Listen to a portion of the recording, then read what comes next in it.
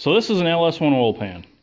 I've welded these bungs in the sides for turbo oil drains. I just drilled the holes, actually tapped them, threaded them in, and then welded them on the outsides. You can tell I welded them because this one leaks. So anyways, I've cleaned all the junk out of it, piston rings and aluminum and whatever else was in it. And I'm getting it ready for this 5.3. I'm running out of engine stands, so this is what I'm up to. So I've got it sitting here on its butt.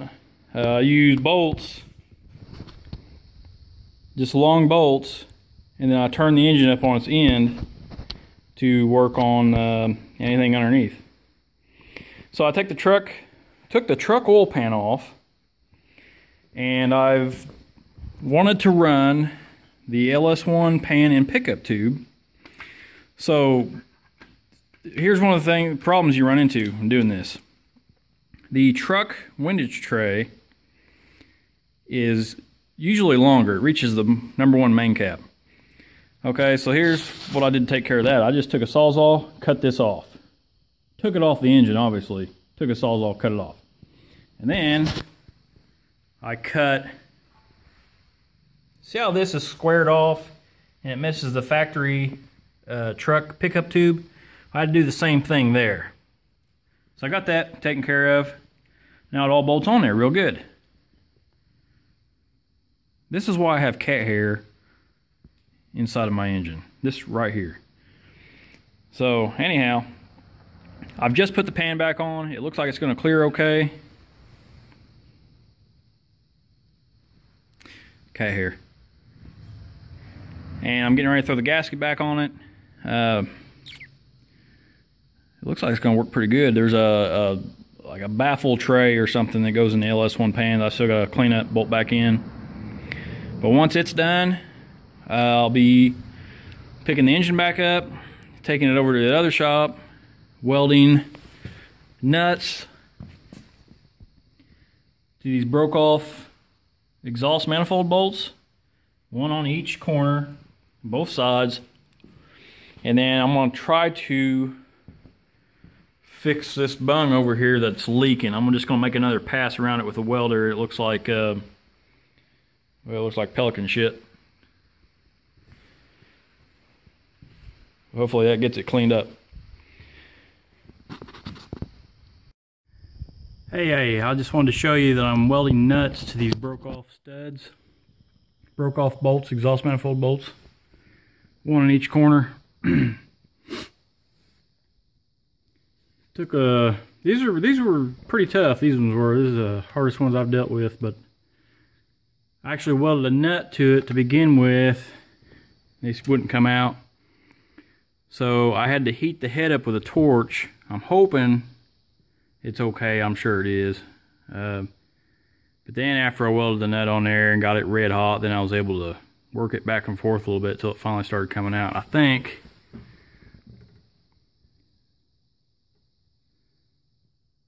it took a little bit of aluminum with it, but that's okay, because now I've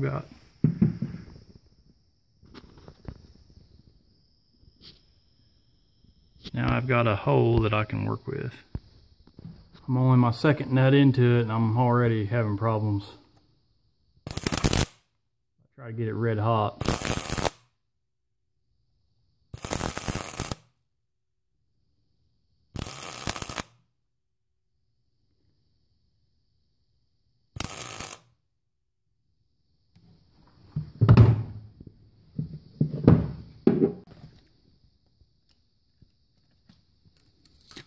Oh no.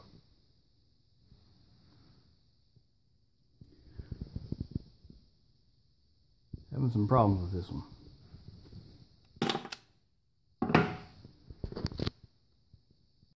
Had to heat the head up with the torch again and weld another nut on it.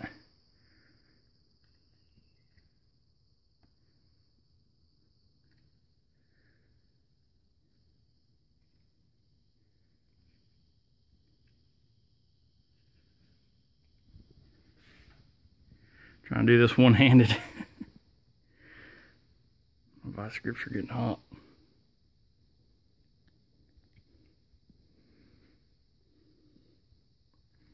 Anyways, it's coming out. Got 2 more after this one, I'll be done. Harbor Freight, you had one job to do. Build a decent pair of vice grips that last longer than one job. 5/16 nut destroyed it. Harbor Freight. Alright, I'll admit that was my fault. So the engine is back. Didn't do a super great job getting them bolts out, but they're all out. The engine is ready to go back in the car. Okay, here's why I run the 4L80 flex plate. For those of you that are thinking about doing a Turbo 400, Turbo 350, Power Glide swap, stuff like that. So they use this flat flex plate on all the 6 liters, running because they all ran a 4L80 that I know of. This concaved flex plate, it's got a little bit of curvature in it, is for a 5.3 or a 4.8 from the factory, and it run a 4L60E transmission. So back in the LQ4 days, which was what, 99 to, or 2000 to 02, that sound right? Okay, the crankshafts were longer, and not by much. I mean like 400 thousandths. So eventually GM tries to make all the crankshafts the same, so they switched over to the same crank as a 5.3, an LS1, LS2, and a LS3.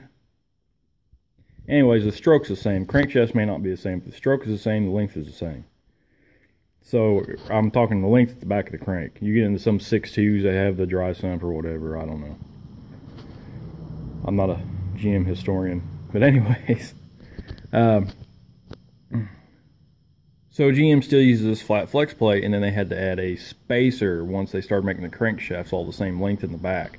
The spacer is 400 thousandths, and that puts you using a longer bolt once you switch to this flex plate and the spacer.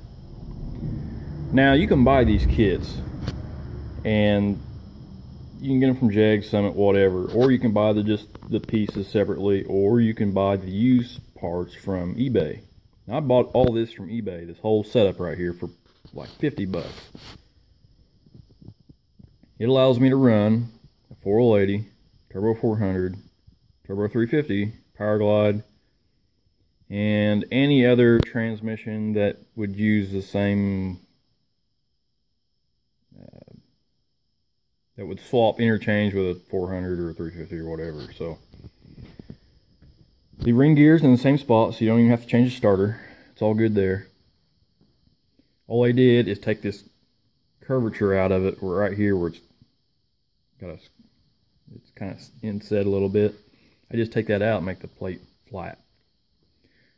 So I'm running a 4L80 in my car, but we have run these with the other transmissions. And the good thing is, the bolt pattern is almost identical, except for the exception of this bolt, which is too close to a coolant jacket, so they don't use it. Nothing else to add there. Shut up.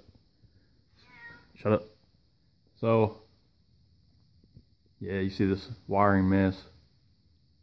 And I sent that to a guy, and he says, "Where's the carburetor?"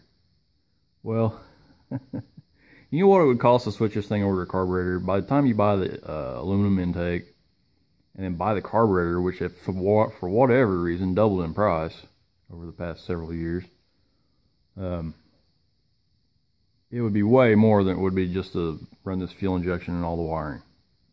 It's all there. All I gotta do is put it in the car and hook a couple of wires up and it's running.